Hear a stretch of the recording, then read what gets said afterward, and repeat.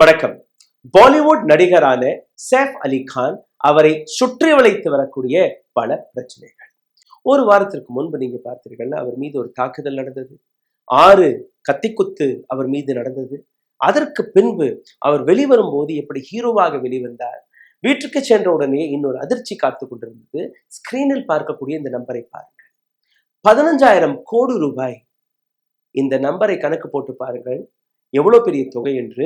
இந்த தொகைக்கு மதிப்பிற்கான, அதாவது 15,000 கோடி ரூபாய் மதிப்பிற்கான அவருடைய சொத்துக்கள் மத்திய அரசாங்கத்தின் கையில் போக இருக்கிறது. சைஃப் அலி கான் மீது நடந்த அந்த தாக்குதலுக்கும் இந்த சொத்திற்கும் என்ன சம்பந்தம்? இந்த 2 பிரச்சனைகளையுமே யாரோ நகர்த்தி வருகிறார்களா? பப்பெட் போன்று சைஃப் அலி கான் போன்ற பல்வேறு நடிகர்களை கைக்குள் போடக்கூடிய வேலையை இந்த நாட்டு அரசாங்கம் பார்க்க தொடங்கிவிட்டதா? அது சல்மான் கானாக இருக்கட்டும், சைஃப் அலி கானாக இருக்கட்டும், அல்ல கோவிந்தாவாக இருக்கட்டும், இது போன்ற பல்வேறு நபர்கள், பாபா சித்திக்கியுடைய கொலை உட்பட. எதற்காக லாரன்ஸ் பிஷ்னோய் போன்ற நபரை ஒரு மிகப்பெரிய டானாக சித்தரித்து வருகிறார்கள்? அனைத்துமே இந்த பதிவில் நீங்க பார்க்க போகிறீர்கள். சைஃப் அலி கான் மீது நடந்த அந்த தாக்குதல், அதில் எழும்பக்கூடிய பல்வேறு கேள்விகள், அதையும் நாங்கள் பார்க்க போகிறோம். ஆனால் அதற்கு முன்பு சைஃப் அலி கான் கையில் இருக்கக்கூடிய இந்த மிகப்பெரிய சொத்து, அதாவது 15,000 கோடி ரூபாய்க்கான இந்த சொத்து எப்படி மத்திய அரசாங்கத்தின் கையில் ஷிஃப்ட் ஆக போகிறது. முதலில் சைஃப் அலி கானை பற்றி கொஞ்சம் பார்த்து விடலாம். சைஃப் அலி கானுடைய மனைவியான கரீனா கபூர் கான் 2 பேருமே பாலிவுட்டின் ஒரு சூப்பர் ஸ்டார்ஸ், மிகப்பெரிய செலிபிரிட்டிஸ்.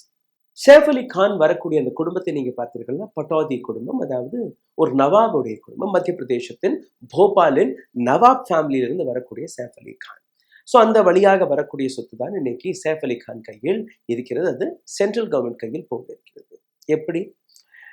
மத்திய பிரதேஷ் ஹைகோர்ட் சைஃப் அலி கான் கையில் இருக்கக்கூடிய இந்த சொத்துக்கள் மீது போடப்பட்ட ஒரு கோர்ட் ஆர்டரை லிஃப்ட் செய்துவிட்டது. அதாவது 2015ஆம் ஆண்டு எக்வெஸ்டிங் of certain properties of the Patodi family.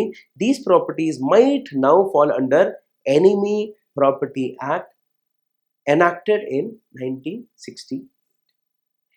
Enemy Property Act 1968ஆம் ஆண்டு வந்த இந்த ஆக்டுக்கு கீழே நவாப் ஃபேமிலியிடம் இருந்த இவ்வளவு பெரிய சொத்து, அதாவது இப்போ சைஃப் அலி கான் கையில் இருக்கக்கூடிய அந்த குடும்பத்தில் இருக்கக்கூடிய இந்த சொத்து இப்போ சென்ட்ரல் கவர்மெண்ட் கையில் கஸ்டடியில் போக இருக்கிறது. எப்படின்னு நீங்க பாருங்க. दैनिक பாஸ்கர் என்கிற ஒரு நியூஸ் பேப்பர், அதற்கு ஜகதீஷ் சஹ்வானி ஒரு அட்வொகேட், அவர் கொடுத்த பதிலை நீங்க கேட்டீர்கள்னா, போபால் ஸ்டேட்டை பற்றி நல்ல அறிந்த நபர்கள், நல்ல புரிந்து கொண்ட நபர்கள் அங்க இருக்கக்கூடிய நவாப் ஃபேமிலி பற்றியும் தெரிந்திருப்பார்கள்.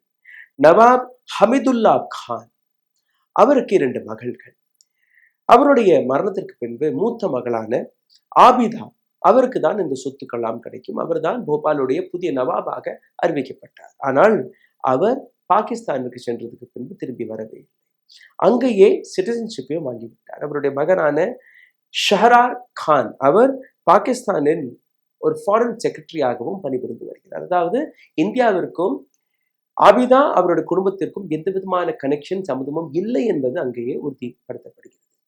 இப்போ இந்த ஆக்ட் படி நீங்க பார்த்தீங்கன்னா 1947ஆம் ஆண்டு ஆகஸ்ட் 15ஆம் ஆண்டுக்கு பின்பு, அதாவது யாரெல்லாம் இந்தியாவை விட்டு பாகிஸ்தான் சென்றார்களோ, இந்தியாவில் இருக்கக்கூடிய அனைத்து சொத்துக்களுமே அது மத்திய அரசாங்கத்திற்கு சொந்தமாகும் என்கிற இந்த ஆக்ட்.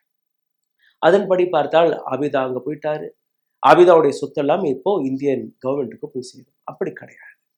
1961ஆம் ஆண்டு இதே மத்திய அரசாங்கம் பட்டோதி ஃபேமிலிக்கு இன்னொரு டைரக்ஷனை கொடுத்தது. அதாவது ஆபிதா இங்க கிடையாது, ஆனால் அவருடைய தங்கை சாஜிதா சுல்தான், அவர் இப்போ புதிய நவாபாக அறிவிக்கப்படுகிறது. அதாவது ஹமிதுல்லா கானுடைய மரணத்திற்கு பின்பு முதலில் ஆபிதா, அதற்கப்புறம் சாஜிதாவிற்கு இந்த சொத்துக்கள் போனது. சாஜிதாவிற்கு பிறந்த மகன் தான் மன்சூர் அலி கான் பட்டோதி. போபால் நவாப் ஆஃப் போபால், அந்த ஃபேமிலிகளை நீங்க பார்த்தீர்கள்னா சாஜிதா சுல்தானை பற்றி பல நபர்களுக்கு தெரியாது. ஆனால் மன்சூர் அலி கான் பட்டோதியை பற்றி ஒட்டுமொத்த உலகத்திற்குமே தெரிய வாய்ப்புகள் இருக்கு. பிகாஸ் அவர் இந்தியன் கிரிக்கெட்டர், இந்தியன் கிரிக்கெட் டீமில் ஒரு மிக முக்கியமான பிளேயராக இருந்திருக்கிறார். அதை தாண்டி ஷர்மிளா டெகோர் இன்னொரு பாலிவுட் நடிகை, அவருடைய மனைவி. இந்த 2 பேருக்குமே பிறந்த நபர் தான், அதாவது ஷர்மிளா டேகோர் அண்ட் மன்சூர் அலி கான் பட்டோதி, இருவருக்கும் பிறந்த நபர் தான் சைஃப் அலி கான். சைஃப் அலி கான் அவருடைய குடும்பத்திற்கு இப்போ அவருடைய மரணத்திற்கு பின்பு மன்சூர் அலி கான் பட்டோதி 2011ஆம் ஆண்டு மரணம் அடைகிறார். அதற்கு பின்பு அது அப்படியே இவர்கள் கையில் ஷிஃப்ட் ஆகிறது. இந்த பிரச்சனை 2 விதத்தில் பார்க்கப்படணும். ஒரு பக்கம் எனிமி ப்ராப்பர்ட்டி ஆக்ட், இதன்படி இவர்கள் கையில் இருக்கக்கூடிய சொத்து மத்திய அரசாங்கத்தின் கையில் வரணும். இதே அரசாங்கம் கொடுத்த டைரக்ஷன் படி 1961ஆம் ஆண்டு அந்த டைரக்ஷன் படி நீங்க பார்த்தீர்கள்னா சாஜிதா, அதாவது சைஃப் அலி கானுடைய பாட்டி, அவர்தான் இதற்கான பொறுப்பாளி. அப்போ இந்த சொத்து சைஃப் அலி கான் கையிலே இருக்கலாம், அது போகாது. போபால் காஃபே ஃபிசா இந்த ஏரியாவில் இருக்கக்கூடிய ஒரு ப்ராப்பர்ட்டியோடைய விலை மட்டுமே 1000 கோடி ரூபாய். இது போன்ற பல ப்ராப்பர்ட்டிகள் ஒட்டுமொத்த போபாலில் இருக்கிறது. சிலது இவர்கள் கையில் இருக்கிறது, சிலது அப்படியே ஒரு ஒரு மயானம் போன்ற எதுவுமே அதுல செய்யாமல் அப்படி கணக்கானால் ப்ராப்பர்ட்டி இருக்கு. நவாப் ஹமிதுல்லா உடைய மரணத்திற்கு பின்பு மன்சூர் அலி கான் பட்டோதி அவர் போபாலுடைய நவாபாக மாறியதற்கு பின்பு 2019ஆம் ஆண்டு சாஜிதா கான் அவருடைய மரணத்திற்கு பின்பு சைஃப் அலி கான் இந்த ப்ராப்பர்ட்டி எங்களுக்கு தான் சொந்தம் என்கிற ஒரு விஷயத்தை வைத்து அங்க இருக்கக்கூடிய போபால் ஹைகோர்ட்டில் சேலஞ்ச் சூட்டை போடுகிறார். டிசம்பர் 13, 2024ஆம் ஆண்டு மத்திய பிரதேஷ் ஹைகோர்ட் இதற்கான இந்த ஸ்டே ஆர்டரை லிஃப்ட் செய்கிறார்கள். அதாவது சைஃப் அலி கானுக்கு கிடைத்த அந்த ஸ்டேவை லிஃப்ட் செய்கிறார்கள். 30 நாட்களுக்குள் நீங்க இதற்கான பதில் பெட்டிஷனை போட்டீர்கள்னா பார்க்கலாம். 30 நாட்கள் ஜனவரி 21ஆம் தேதி 2025ஆம் ஆண்டு முடிகிறது. இந்த 30 நாட்களில் எந்த விதமான அப்ளிகேஷனும் சைஃப் அலி கான் அவர்களுடைய குடும்பத்தினர்கள் ஃபைல் செய்யவில்லை. அதன் பிரகாரம் எனிமி ப்ராப்பர்ட்டி ஆக்ட் வழியாக இப்போ இந்த சொத்து சென்ட்ரல் கவர்மெண்ட் கையில் போக வாய்ப்புகள் இருக்கிறது. ஆனால் இது மட்டுமல்ல, ஜனவரி 16ஆம் தேதி சாஃப் மீது நடந்த அந்த கொலை முயற்சியாக இருக்கட்டும், அது தாக்குதலாக இருக்கட்டும், ஜனவரி 21ஆம் தேதி ஹாஸ்பிட்டல் இருந்து வெளிவரும்போது எப்படி ஹீரோவாக வெளிவந்தார், எந்த விதமான காயங்களும் கிடையாது, முதுகில் மட்டும் 2.5 இன்ச் அந்த கத்தி குத்து இருந்ததாக, அந்த கத்தி முதுகிலேயே இருந்ததாக தகவல் வெளிவந்தது. 6 மணி நேரம் சைஃப் அலி கானுக்கு ஆபரேஷன் நடந்ததாக கூறினார்கள். அப்போ எப்படி 4 நாட்கள் சைஃப் அலி கான் வெளியே வந்தார் என்கிற இந்த கேள்விப்படி நீங்க பார்த்தீர்கள், உங்களுக்கு புரிய வரும். சைஃப் அலி கான் மட்டுமல்ல, இந்த ஒட்டுமொத்த விஷயத்திலே பல மர்மங்கள் இருக்கிறது. முதலில் யாரை குற்றவாளியாக பிடித்தாரோ, அதாவது அந்த சிசிடிவி ஃபுட்டேஜ் இல்லை, அந்த சிசிடிவி ஃபுட்டேஜில் யாருடைய முகம் தெரிந்ததோ, யாரை இப்ப இவர்தான் குற்றவாளி என்று எடுத்து காட்டுகிறார்களோ, யார் பங்களாதேஷ் என்று எடுத்து காட்டுகிறார்களோ, அவர்கள் இடையில் பல மாற்றங்கள் இருக்கிறது. அதை நாம் கடைசியில் பார்க்கலாம். ஆனால் இந்த இடத்தில் அன்னைக்கு என்ன நடந்தது அதை நீங்க பாருங்கள். சைஃப் அலி கான் வீட்டில் ஒரு திருடர் புகுந்ததாக அந்த திருடர் சைஃப் அலி கான் மீது தாக்குதலை நடத்தியதாக ஒரு செய்தியை கேட்டிருப்பார்கள். சைஃப் அலி கான் ஒரு மிகவும் பாலிஷ்டான பணக்காரர்கள், கோடீஸ்வரர்கள் வசிக்கக்கூடிய ஒரு அபார்ட்மெண்ட்டில் இருக்கிறார். அதாவது 12 மாடிகள் கொண்ட இந்த அபார்ட்மெண்ட், அதுல 8 மாடி மற்ற நபர்கள் இருக்கிறார்கள். மேல இருக்கக்கூடிய 4 ஃப்ளோர் சைஃப் அலி கான் கையில் தான் இருக்கு. சைஃப் அலி கான் அண்ட் கரீனா கபூர் கான். எப்படியோ இந்த திருடர் அந்த வீட்டிற்கு போய்விட்டார். இப்போ போலீஸ் கொடுக்கக்கூடிய பதில், எந்த திருடர் இந்த வீட்டிற்கு போனாரோ இங்கதான் சைஃப் அலி கான் வசிக்கிறார் என்று அந்த நபருக்கு தெரியாது. ஆனால் அங்கு புகுந்த உடனேயே அங்க இருக்கக்கூடிய வேலைக்காரி அவரை கண்டெடுத்திருக்கிறார். அவரிடம் 1 கோடி ரூபாய் கேட்டதாக, அந்த 1 கோடி ரூபாய் கேட்கும் போது அங்க இருக்கக்கூடிய மற்ற நபர்கள் எழுந்ததாக, சத்தம் போட்டதாக சைஃப் அலி கான் வந்து பார்க்கும்போது இந்த திருடர் பயந்து போய் சைஃப் அலி கான் மீது தாக்குதலை நடத்தி தப்பி ஓடிவிட்டார் என்கிற கதை. இதுவரை நீங்க புரிந்து கொள்ளலாம். ஆனால் இதற்கு பின்பு நடந்ததுதான் மர்மமாக இருக்கிறது. இவ்வளோ பணக்காரர்கள் வசிக்கக்கூடிய ஒரு அபார்ட்மெண்ட் எப்படி செக்யூரிட்டி இல்லாமல் இருக்கும்? முக்கியமாக நீங்க பார்த்தீர்கள்னா சைஃப் அலி கான் மற்றும் கரீனா கபூர் கான் 2 பேருக்குமே மகாராஷ்டிரா அரசாங்கம் அவர்களுக்கான பர்சனல் பாடி கார்ட்ஸ்களை கொடுத்திருக்கிறார்கள். அதாவது போலீஸ் பாதுகாப்பு அவர்களுக்கு இருக்கிறது.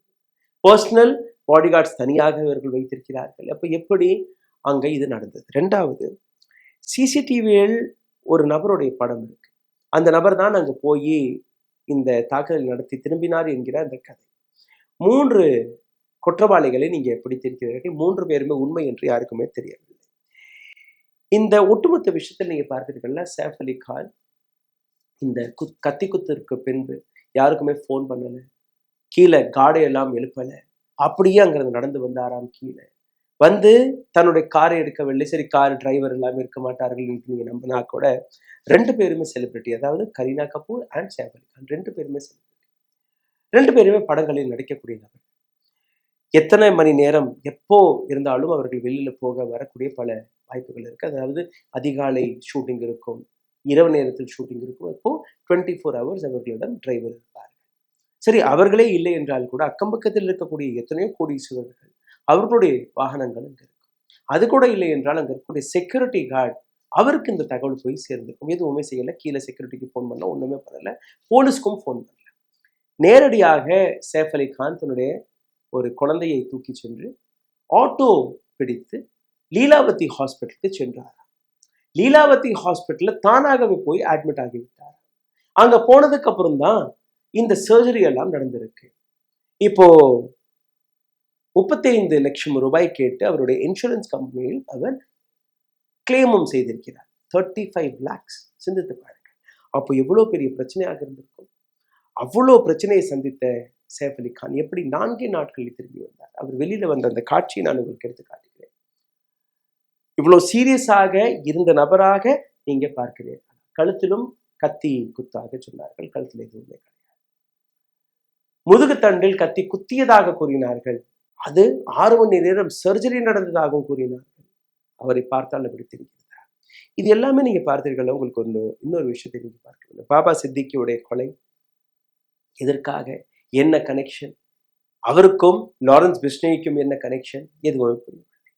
இதே 2024ஆம் ஆண்டு பிப்ரவரி மாசத்தில் சல்மான் கான் வீட்டுக்கு வெளியே நடந்த துப்பாக்கி சூடு, அதையும் தாண்டி நீங்க பார்த்தீர்கள்னா இதே பிஜேபியின் இன்னொரு ஒரு லீடர், முன்னாள் நடிகரான கோவிந்தா, அவர் காலையில ஏதோ ஃப்ளைட் பிடிச்சி போறாராம். 6 மணிக்கு அவருடைய ஃப்ளைட்டா.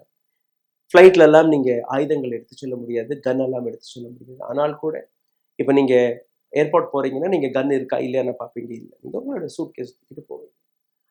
அவருடைய ஒரு பார்த்தீர்கள்ல, இந்த மாதிரி நான் காலையில அதிகாலை வெளியில கிளம்ப பார்த்து நான் கன் எடுத்து பார்த்து தவறாது காலில் போய் பட்டுருச்சு, தன்னைத்தானே சுட்டுக்கொண்டாராம்.